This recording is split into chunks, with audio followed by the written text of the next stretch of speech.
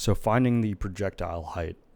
If a model rocket is launched from the ground level with an initial velocity of 144 feet per second and its height s in feet is t seconds after launching, and that's represented by s is equal to negative 16 t squared plus 144 t, when will the object be greater than 128 feet above the ground?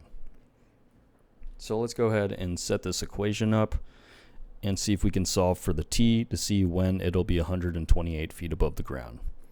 So we have negative t squared plus 144t, and we want to see when that's going to be greater than 128. So let's go ahead and simplify just a little bit and go ahead and subtract the 128 to get it onto the left-hand side, so it's a little bit easier to work with.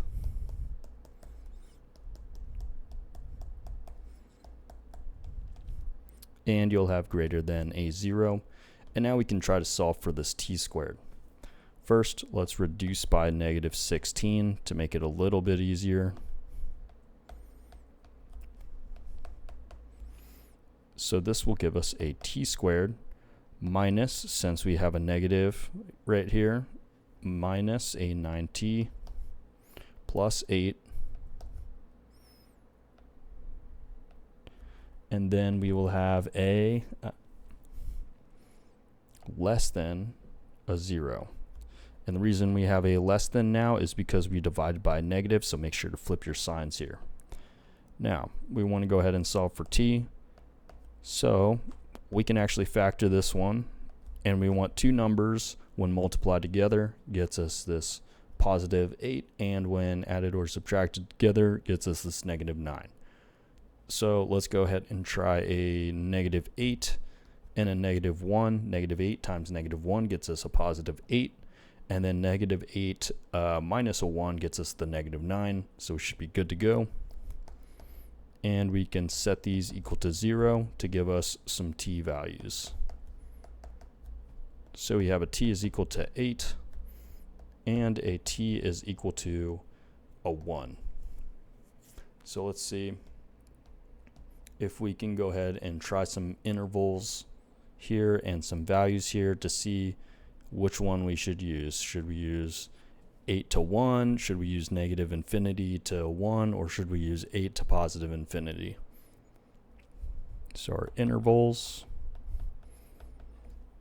we have negative infinity to 1, and we have 1 to 8, and then finally we have 8 to positive infinity, and then some potential values we want to try, and finally our true and false, plugging it back into our original equation. So let's go ahead and pick a 0 because that's less than 1 and it's within this interval here. We'll pick a 2 and then finally a 9. And let's go ahead and plug these back into our original equation, which is going to be the negative, let's see, this one right here, this t squared minus 9t plus 8 less than 0. So we will have a 0 squared minus 9 times 0 and then plus 8 and less than a 0. That'll leave us with an 8 is less than 0, which actually doesn't make sense. So we do not include this interval, and we can move on to the next one. So we'll have 2 squared minus 9 times 2 plus 8, and we want to see if that's less than a 0. So that will give us a negative 6 is less than 0,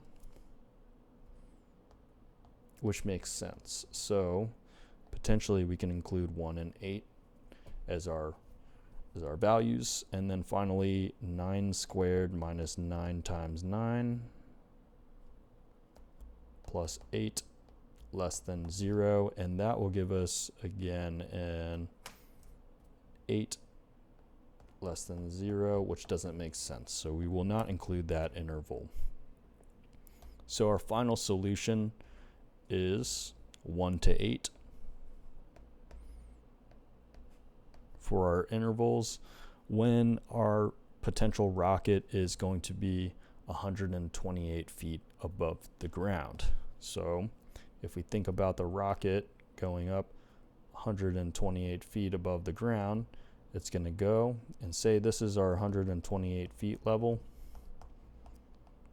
At these specific times, say for the first time this is 1 second, then you have 2 second, 3 second, 4 second, and the rocket's going to start falling down, right?